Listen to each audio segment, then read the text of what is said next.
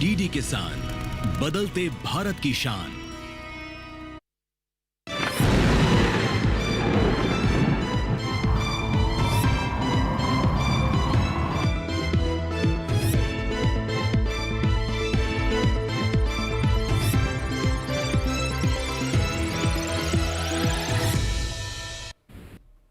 नमस्कार, आप देख रहे हैं दूरदर्शन किसान। मौसम खबर में आप सभी का स्वागत है। आपके साथ मैं हूं चेतना त्यागी। मौसम खबर में जानेंगे अगले 24 से 48 घंटों में कैसा रहने वाला है मौसम। लेकिन हम शुरुआत करेंगे मौसम खबर की आज की 5 बड़ी खबरों से। चलिए नजर डालते हैं 5 बड़ी खबरों पर।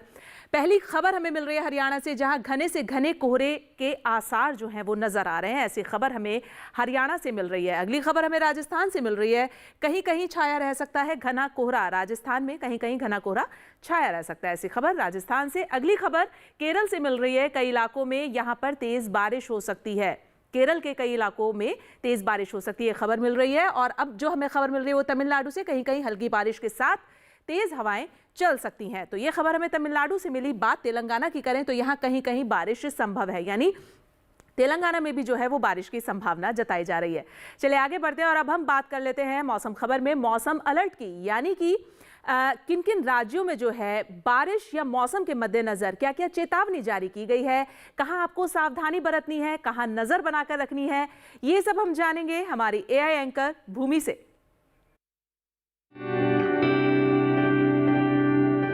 नमस्कार किसान भाइयों और बहनों, आप देख रहे हैं मौसम अलर्ट डीडी किसान पर। मैं हूं आपकी एआई एंकर भूमि। आज हम आपको देश भर में होने वाली मौसम की स्थिति की ताजा जानकारी देने जा रहे हैं। उन क्षेत्रों की जानकारी लेते हैं जहां नजर बनाए रखें। तमिलनाडु पुडुचेरी में कहीं कहीं भारी बरसात के साथ गरज और चमक तथा तेज हवाएं चल सकती हैं। हिमाचल प्रदेश, पंजाब, हरियाणा और दिल्ली में कहीं कहीं घने से घना कोहरा छाने की संभावना है। उत्तर प्रदेश, मध्य प्रदेश और राजस्थान में कहीं कहीं घना कोहरा हो सकता है। केरल और रायलसीमा में कहीं कहीं गरज और चमक के साथ तेज हवाएं चलने की संभावना है। बाकी सभी राज्यों में फिलहाल कोई विशेष चेतावनी नहीं है। यह थी मौसम की ताजा जानकारी। कृपया सुरक्षित रहें। धन्यवाद। और मौसम खबर में आगे बढ़ेंगे और अब हम बात करेंगे मौसम पूर्वानुमान की, यानी कि मौसम के मद्देनजर अगले 24 से 48 घंटों में मौसम किस तरीके का रहने वाला है, कहां ज्यादा बारिश होगी, कहां कम बरसेंगे बादल, ये सब हम जानेंगे मौसम का पूर्वानुमान में। शुरुआत करेंगे और आपको बताएंगे इस नक्शे के जरिए किन किन राज्यों में मौसम कैसा रहेगा अगले 24 से 48 घंटों में। गिलगित, श्रीनगर, जम्मू कश्मीर, लेह लद्दाख, हिमाचल प्रदेश, पंजाब, चंडीगढ़, हरियाणा, दिल्ली, पश्चिमी उत्तर प्रदेश, पूर्वी उत्तर प्रदेश और उत्तराखंड, यानी कि अगले 2 दिनों में यहां बरसात नहीं है। अगले 24 से 48 घंटों में यहां बारिश नहीं होगी, ऐसा मौसम का पूर्वानुमान बता रहा है, जो हम आपको दिखा रहे हैं। ये वो राज्य हैं जो ये दर्शा रहे हैं कि अगले 2 दिनों में इन राज्यों में बारिश नहीं होगी। आगे बढ़ते हैं। अब हम आपको हाल बता दें बिहार, झारखंड, ओडिशा, गांगे पश्चिम बंगाल, उप हिमालय पश्चिम बंगाल और सिक्किम, साथ ही पूर्वोत्तर के राज्य अरुणाचल प्रदेश, असम, मेघालय, नागालैंड, मणिपुर, मिजोरम और त्रिपुरा, ये वो राज्य हैं जहां पर अगले 24 से 48 घंटों में बारिश नहीं होगी। वहीं अब हम बात करें अंडमान निकोबार की, तो यहां कई जगह बरसात होगी। साथ ही अगर आप नजर डालेंगे केरल, तमिलनाडु पर कई जगह बरसात है। वहीं अगर हम भीतरी दक्षिण कर्नाटक, रायलसीमा की बात करें, तटीय आंध्र प्रदेश की बात करें, तो यहां कहीं कहीं बरसात हो सकती है। तो अगले 24 से 48 घंटों में इन राज्यों का मौसम आपने जाना कैसा रहने वाला है। बात अगर हम करें मध्य महाराष्ट्र, कोंकण, गोवा, दमन दीव, सौराष्ट्र, कच्छ, गुजरात, पश्चिमी राजस्थान, पूर्वी राजस्थान, पश्चिमी मध्य प्रदेश, मराठवाड़ा, विदर्भ, छत्तीसगढ़ और पूर्वी मध्य प्रदेश की, तो यहां पर भी अगले 2 दिनों में बारिश नहीं होगी, यानी 24 से 48 घंटों में यहां बरसात नहीं होगी, ऐसा मौसम का पूर्वानुमान बता रहा है। तो ये तो आपने जाना अगले 24 से 48 घंटों के मौसम का हाल। अब हम जान लेते हैं मौसम की चाल का हाल, यानी कि पिछले 24 घंटों में कहां कहां बारिश दर्ज की गई है। तो आप देखेंगे हिमाचल प्रदेश, पंजाब, चंडीगढ़, हरियाणा और पश्चिमी उत्तर प्रदेश, साथ ही पूर्वी उत्तर प्रदेश, बारिश तो नहीं लेकिन यहां पर धुंध छाई रही है, कोहरा छाया रहा है पिछले 24 घंटों में। तो ये हम पिछले 24 घंटों की मौसम की चाल का हाल आपको बता रहे हैं कि पिछले 24 घंटों में इन राज्यों में जो है वो थोड़ी धुंध छाई रही है, कोहरा छाया रहा है। अगर हम आगे बढ़ें और अब हम आपको बता दें अरुणाचल प्रदेश का हाल, तो आप देखेंगे कि यहाँ पर पिछले 24 घंटे की अगर हम बात करें तो अरुणाचल प्रदेश में बारिश दर्ज की गई है। साथ ही तटीय आंध्र प्रदेश, रायलसीमा, भीतरी दक्षिण कर्नाटक, केरल, लक्षद्वीप और तमिलनाडु, यहाँ पर भी पिछले 24 घंटों में बारिश दर्ज की गई है। यानी दक्षिण भारत के जो ये राज्य हैं, साथ ही लक्षद्वीप आइलैंड जो है, यहाँ पर पिछले 24 घंटों में बारिश हुई है, बारिश दर्ज की गई है। ये मौसम की चाल का हाल हम आपको बता रहे हैं। बात अगर हम करें पश्चिमी मध्य प्रदेश की, तो यहाँ पर भी जो है पिछले 24 घंटों में थोड़ा कोहरा छाया रहा है, धुंध छाई रही है। तो ये तो आपने जाना मौसम की चाल का हाल, लेकिन मौसम खबर में फिलहाल यहाँ वक्त हो गया एक छोटे से ब्रेक का। आप कहीं मत जाइएगा, मौसम खबर लगातार जारी है, जुड़े रहिए दूरदर्शन किसान के साथ।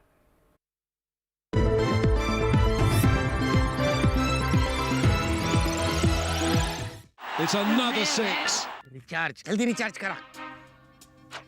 ये क्या किया? मैच तो गया। पेमेंट कैसे करेंगे? टोकनाइज कार्ड से। टोकन? हाँ, ऑनलाइन पेमेंट के लिए आरबीआई लाए हैं टोकनाइजेशन। एक बार कार्ड डिटेल्स, ओटीपी, सीवीवी डालकर टोकन जनरेट कीजिए। कार्ड भी सुरक्षित और बार बार डिटेल्स भरने की नो झंझट। वही सुविधा अधिक सुरक्षित। ऑलराउंडर। वो की मैं। आरबीआई कहता है कि जानकार बनिए, सतर्क रहिए।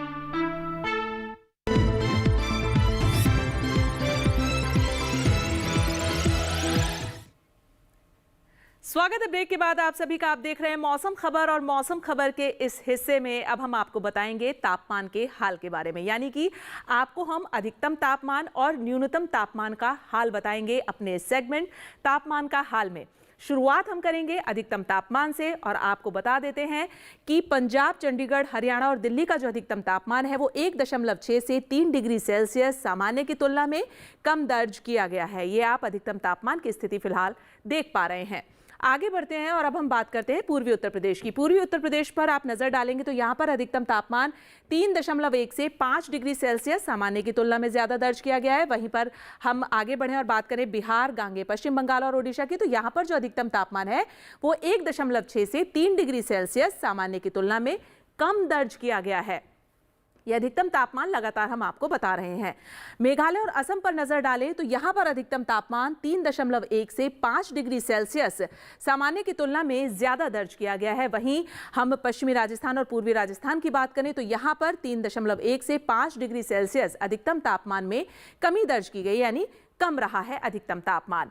और हम बात करें अगर तटीय कर्नाटक के कारवार की, तो सबसे अधिकतम स्तर पर जो तापमान रहा है वो यहां रहा है 35.8 डिग्री सेल्सियस। तो ये तो आपने अधिकतम तापमान देखा। बात कर लेते हैं न्यूनतम तापमान की। तो आप देखें गिलगित, श्रीनगर, जम्मू कश्मीर, लेह लद्दाख, साथ ही हरियाणा, दिल्ली, पश्चिमी उत्तर प्रदेश और पूर्वी उत्तर प्रदेश, यहाँ पर न्यूनतम तापमान 2 से 3 डिग्री सेल्सियस ज्यादा दर्ज किया गया है। न्यूनतम तापमान में बढ़ोतरी दर्ज की गई है। बात अब हम कर लेते हैं बिहार, गांगे, पश्चिम बंगाल, उप हिमालय, पश्चिम बंगाल, सिक्किम, मेघालय और असम की।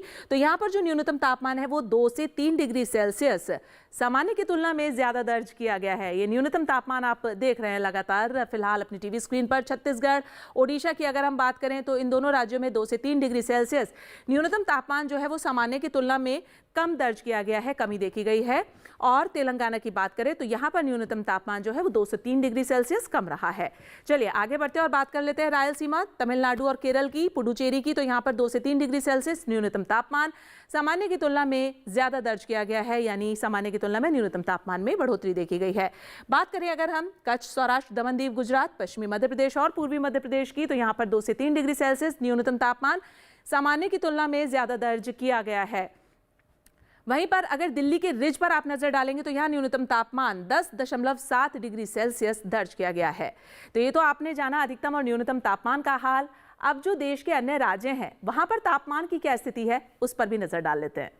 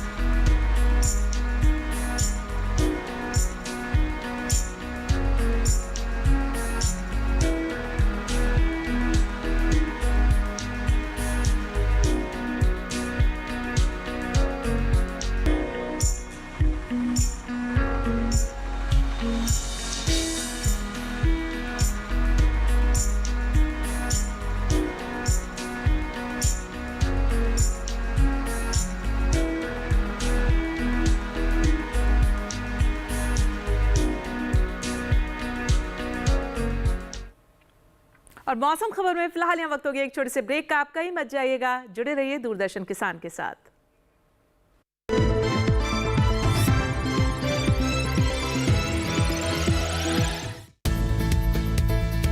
किस फसल की क्या है चाल,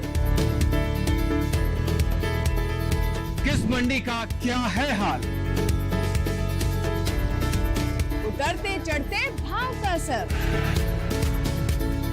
आयात निर्यात का क्या है असर, कैसा रहेगा आगे बाजार, बताएंगे मंडियों के जानकार।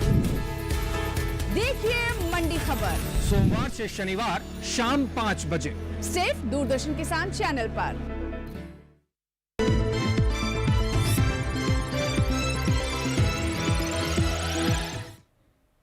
स्वागत है ब्रेक के बाद आप सभी का। आप देख रहे हैं मौसम खबर, और मौसम खबर के इस हिस्से में अब हम आपको बताएंगे एयर क्वालिटी इंडेक्स के बारे में, यानी कि वायु गुणवत्ता के बारे में। हम आपको बताएंगे कि देश के जो प्रमुख शहर हैं उनकी वायु गुणवत्ता कैसी है, कितनी साफ है, कितनी प्रदूषित है। लेकिन इस सब की जानकारी आपको देंगी हमारी एआई एंकर भूमि।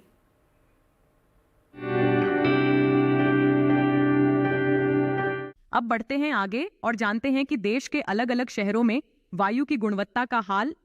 सबसे पहले बात करते हैं देश की राजधानी दिल्ली की, जहां वायु की गुणवत्ता बहुत खराब रही। यहां गुणवत्ता सूचकांक 493 दर्ज किया गया। पुणे की बात करें तो वायु की गुणवत्ता संतोषजनक रही। यहां गुणवत्ता सूचकांक 115 दर्ज किया गया। मुंबई में भी वायु की गुणवत्ता संतोषजनक रही। यहां गुणवत्ता सूचकांक 121 दर्ज किया गया। कोलकाता में वायु की गुणवत्ता संतोषजनक रही। यहां गुणवत्ता सूचकांक 161 दर्ज किया गया। बेंगलुरु की वायु गुणवत्ता भी संतोषजनक रही। यहां गुणवत्ता सूचकांक 100 दर्ज किया गया। लखनऊ की वायु गुणवत्ता थोड़ी खराब रही। यहां गुणवत्ता सूचकांक 243 दर्ज किया गया। पटना की वायु गुणवत्ता थोड़ी खराब श्रेणी में रही।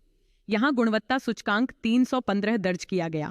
हैदराबाद में वायु की गुणवत्ता संतोषजनक रही। यहां गुणवत्ता सूचकांक 129 दर्ज किया गया। अहमदाबाद में वायु की गुणवत्ता अच्छी श्रेणी में रही।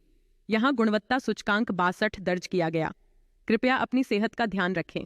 हम फिर मिलेंगे, तब तक के लिए नमस्कार। और अब मौसम खबर में बात करेंगे हम पर्यटन पूर्वानुमान की, यानी कि पर्यटन के लिहाज से जो देश के प्रमुख पर्यटन स्थल हैं वहां का मौसम और तापमान कैसा रहने वाला है, ये हम आपको बताएंगे अपने सेगमेंट पर्यटन पूर्वानुमान में। चलिए शुरुआत करते हैं और हम आपको बता देते हैं लद्दाख के लेह की अगर हम बात करें तो लेह में आप देखेंगे मंगलवार को धूप छाई रहेगी, लेकिन बुधवार को मौसम मिला जुला रहेगा। वहीं शुक्रवार को भी धूप छाई रहेगी, गुरुवार को धूप छाई रहेगी, शुक्रवार को यहाँ बर्फ पड़ सकती है। अधिकतम तापमान 6, 4, 7 डिग्री तक और न्यूनतम जो है वो -8 डिग्री रहेगा। तो कुछ इस तरीके का रहेगा लेह का मौसम और तापमान कि मंगलवार को धूप भी रहेगी, लेकिन वहीं शुक्रवार को आप देखेंगे तो बर्फ भी पड़ सकती है।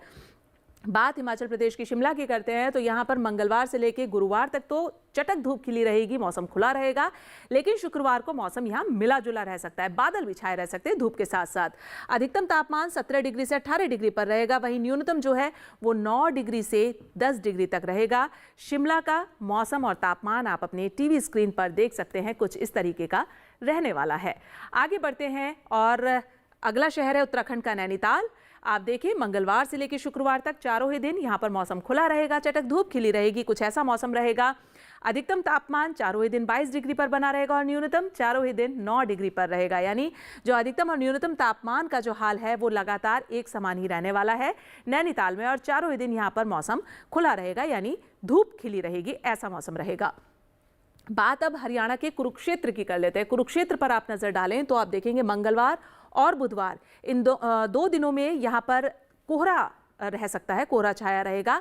और अगर हम बात करें गुरुवार शुक्रवार की तो यहाँ पर चटक धूप खिली रहेगी। अधिकतम तापमान 24 से 25 डिग्री पर और न्यूनतम जो है वो 13 से 14 डिग्री के बीच में रहेगा कुरुक्षेत्र का।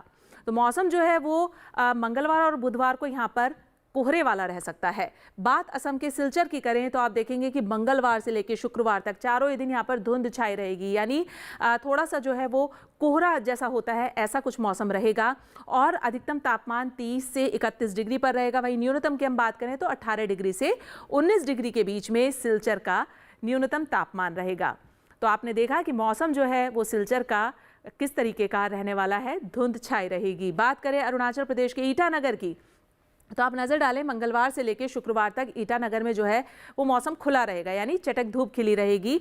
बात करें अधिकतम तापमान की तो 26-27 डिग्री के बीच में अधिकतम तापमान रहेगा और 18 से 19 डिग्री के बीच में यहाँ का न्यूनतम तापमान रहेगा। तो ईटानगर का मौसम और तापमान कुछ इस तरीके का रहने वाला है कि मौसम खुला रहेगा, यहाँ पर धूप खिली रहेगी। बात करते हैं अगले शहर की, कन्याकुमारी की। तमिलनाडु के कन्याकुमारी पर नजर डालेंगे आप तो देखेंगे कि मंगलवार को यहाँ बारिश है, बुधवार को यहाँ गरज चमक के साथ बौछारें पड़ सकती है। वहीं गुरुवार और शुक्रवार को भी यहाँ बारिश रहेगी।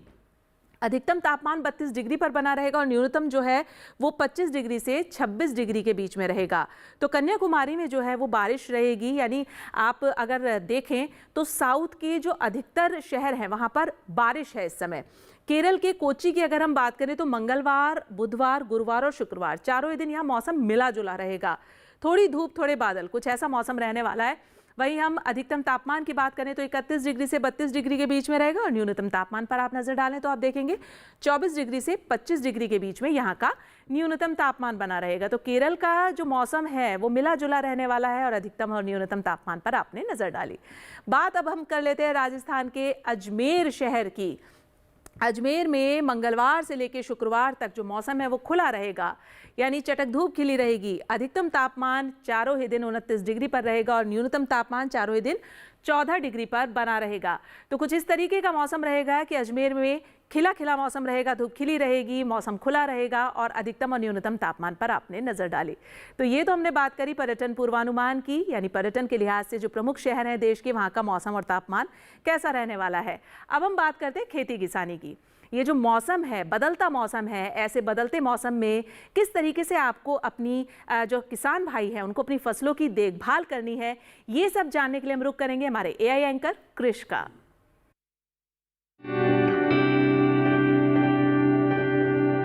नमस्कार, आप देख रहे हैं डीडी किसान। मैं हूं एआई कृष और आज हम असम और मेघालय में होने वाली खेती किसानी से संबंधित सलाहों के बारे में पूरी जानकारी देंगे। असम के किसान साली धान की पक्की फसलों की कटाई कर लें। यहाँ के किसान तिल की फसल को लीफ हॉपर से बचाने के लिए जरूरी कीटनाशकों का छिड़काव कर लें। असम में इस समय मटर और सरसों की विभिन्न किस्मों की बुवाई की जा सकती है। असम के किसान आलू की विभिन्न किस्मों की बुवाई के लिए खेत तैयार कर लें। बुवाई से पहले इनके बीजों को उपचारित जरूर कर लें। यहाँ इस समय मूंग और उड़द की पकी फसलों की तुड़ाई की जा सकती है। असम में किसान टमाटर की विभिन्न किस्मों जैसे पंजाब केसरी, पूसा रूबी, अर्का आभा और अर्का आलोक की बुवाई कर सकते हैं। साथ ही साथ यहाँ के किसान बैंगन, मूली और पत्तेदार सब्जियों जैसे पालक और धनिया की बुवाई कर सकते हैं। असम में इस समय ब्रोकली की बुवाई भी की जा सकती है। इसकी बुवाई के लिए खेत तैयार करते वक्त किसान खेतों में गोबर की खाद का इस्तेमाल जरूर करें। असम में इस समय राजमा और मसूर की बुवाई की जा सकती है। साथ ही यहाँ गेहूं की विभिन्न किस्मों की बुवाई भी की जा सकती है। यहाँ किसान सुपारी के खेतों को खरपतवार से मुक्त रखें। असम में किसान फ्रेंच बीन की बुवाई के लिए खेत तैयार कर लें। मेघालय के किसान अनानास के पौधों में पानी जमा ना होने दें। यहाँ के किसान अमरूद के पके फलों की तुड़ाई कर लें। मेघालय के किसान अदरक और हल्दी को कीटों और बीमारियों से बचाने के लिए जरूरी कीटनाशक छिड़क लें। मेघालय में ही किसान लोबिया के खेतों को खरपतवार से मुक्त रखें। इसी तरह कृषि और किसानों से जुड़ी हर महत्वपूर्ण जानकारी के लिए हमारे साथ जुड़े रहिए और देखते रहिए डीडी किसान। धन्यवाद। और अब हम मौसम खबर में बात करेंगे आज की फसल की। आज की फसल में हम बात करने जा रहे हैं टमाटर की। जी हाँ, टमाटर की गिनती आप जानते हैं प्रमुख सब्जियों में की जाती है और इसमें पाया जाने वाला लाइकोपीन तत्व जो है वो औषधीय गुणों से भरपूर होता है। टमाटर में विटामिन सी भी प्रचुर मात्रा में पाया जाता है और हार्ट पेशेंट के लिए टमाटर बहुत ही उपयोगी है। तो ऐसे में रोपाई भी की जा रही है टमाटर की और नर्सरी भी बोई जा रही है। और क्या कुछ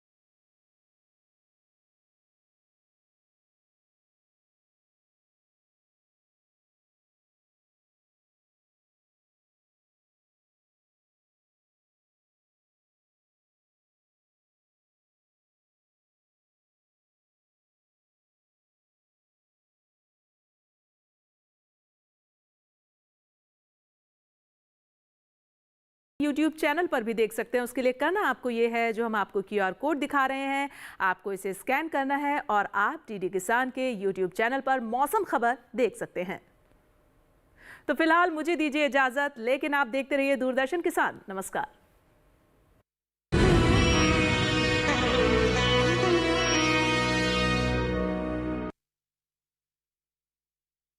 मन की बात है जन जन की, संघर्षों के कुछ किस्से, कहानी कुछ सफलताओं की, अनकही विरासत की, उम्मीदें नए भारत की। महीने के आखिरी रविवार का रहता है इंतजार। ब्रह्मपुत्र के घाट से हिमालय के विस्तार तक होती है मन की बात प्रधानमंत्री के साथ। तो सुनिए इस महीने 24 नवंबर सुबह 11 बजे मन की बात आकाशवाणी और दूरदर्शन के सभी चैनलों पर। मन की बात के प्रादेशिक भाषाओं में अनुवाद का पुनः प्रसारण आप सुन सकते हैं रात 8 बजे आकाशवाणी और दूरदर्शन के सभी प्रादेशिक चैनलों पर। तो याद रखें, रविवार 24 नवंबर सुबह 11 बजे मन की बात।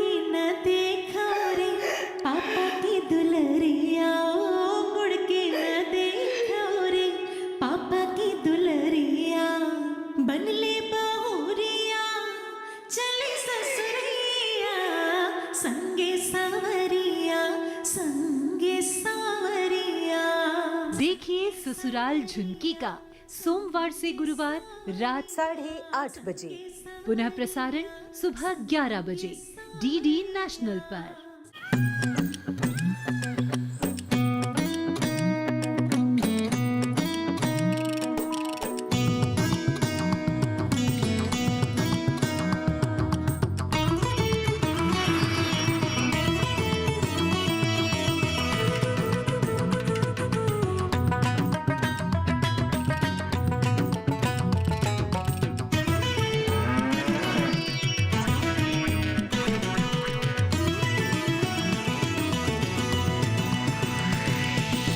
डीडी किसान, बदलते भारत की शान।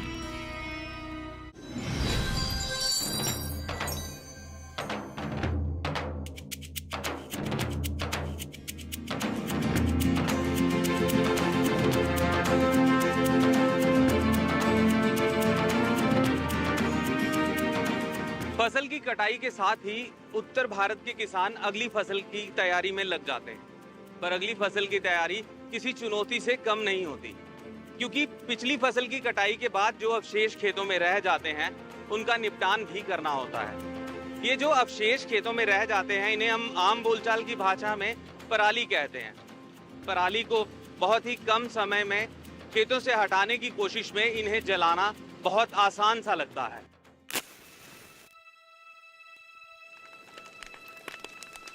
क्या इसे जलाना सही है? पराली जलाने के प्रभाव घातक हैं। पराली जलाने से हवा में विषैले तत्व फैलते हैं जो इंसान, पशु और पर्यावरण सभी के लिए नुकसानदायक हैं। पराली जलाने से खेतों की मिट्टी में पाए जाने वाले किसानों के मित्र कीट भी मर जाते हैं, जैसे राइजोबिया बैक्टीरिया। ये बैक्टीरिया वातावरण की नाइट्रोजन को जमीन में पहुंचाते हैं, जिससे खेतों की पैदावार क्षमता बढ़ती है। पराली जलाना सही नहीं है। इसके और भी विकल्प हैं, पर्यावरण अनुकूल विकल्प हैं। पराली को ईंधन, खाद और औद्योगिक उपयोग के लिए संसाधित किया जाता है। सुपर सीडर मशीन की मदद से जुताई, बुआई, लेबलिंग सब एक साथ कर सकते हैं। इसके जरिए पराली को खेतों में ही दबाकर जैविक खाद का लाभ लिया जा सकता है। 1 टन धान के भूसे में लगभग 5.5 kilogram nitrogen, 2.3 kilogram phosphorus pentoxide, 25 kilogram potassium oxide, 1.2 kilogram sulphur, चावल द्वारा अवशोषित 50 से 70% सूक्ष्म पोषक तत्व और 400 किलोग्राम कार्बन पाया जाता है, जो धान की पराली जला देने से नष्ट हो जाता है। पराली को मिट्टी में मिलाने से अनाज के पोषक तत्व, मिट्टी के कुछ गुण जैसे मिट्टी का तापमान, पीएच, नमी, उपलब्ध फास्फोरस और मिट्टी के कार्बनिक पदार्थ भी बरकरार रहते हैं। साथ ही खाद खर्च पर 1500 से 2000 रुपए प्रति हेक्टेयर की भी बचत होती है। रोटरी मल्चर फसल के बचे हुए अवशेषों को छोटे छोटे टुकड़ों में काटता है, फिर उन्हें मिट्टी में मिला देता है। इससे मिट्टी की संरचना में सुधार होता है। सुपर स्ट्रा मैनेजमेंट सिस्टम या स्ट्रा मैनेजमेंट सिस्टम एक ऐसा उपकरण है जो कंबाइन हार्वेस्टर से निकालने वाली पराली को छोटे छोटे टुकड़ों में काटता और फैलाता भी है। इससे पराली को आसानी से मिट्टी में मिलाया जा सकता है और पराली जलाने की जरूरत नहीं पड़ती। रीपर कम बाइंडर मशीन फसल की कटाई के साथ साथ उनका बंडल भी बनाती है, जिन्हें आसानी से एकत्र किया जा सकता है। इस मशीन की सहायता से किसान खेत में 5 से 7 सेंटीमीटर ऊपर फसल की कटाई भी आसानी से कर सकते हैं। स्ट्रॉ बेलर मशीन पराली को गट्ठर में बदलता है। इन गट्ठरों को फैक्ट्रियों तक पहुंचाया जा सकता है, जहां इससे बहुत सारी चीजें जैसे कि ऑर्गेनिक डिस्पोजेबल बर्तन, थर्मोकॉल इत्यादि बनाई जाती हैं, जो पर्यावरण अनुकूल हैं। इससे किसान अपनी आय भी बढ़ा सकते हैं। भारत सरकार के सहयोग से पंजाब प्रदेश में क्रॉप रेजिड्यू मैनेजमेंट स्कीम चलाई जा रही है, जिसके तहत जहां पर किसानों को पराली प्रबंधन के लिए जो के धान के अवशेष बच जाते हैं, उनको संभालने के लिए उसका इंसिटू मींस उसको खेत में मिट्टी में मिलाने के लिए, जहां उसको खेत से बाहर निकाल कर उसको इंडस्ट्री को सेल करने के लिए एक स्कीम चलाई जा रही है, क्रॉप रेजिड्यू मैनेजमेंट। इसके तहत इनको मशीनरी, जिसमें मुख्य तौर पर baler, rake, happy seeder, super seeder, smart seeder और क्रॉप रीपर, ऐसी मशीनें हैं जो किसानों को 50% से लेकर 80% सब्सिडी ली है। पराली से जैविक खाद बनाना एक कारगर तरीका है। इसे कंपोस्टिंग की प्रक्रिया द्वारा खेतों में ही सड़ाया जा सकता है, जिससे जमीन की उर्वरता बढ़ती है और फसलों को प्राकृतिक पोषण भी मिलता है। पराली से बायोगैस बनाना एक प्रभावी तरीका है। इस प्रक्रिया से न केवल ऊर्जा उत्पन्न होती है, बल्कि ये पराली के सही निपटान का भी समाधान प्रस्तुत करती है। पराली प्रबंधन के बहुत सारे विकल्प हैं और इसमें सरकार भी सहायता कर रही है। अब जरा सोचिए, माचिस या मैकेनिज्म।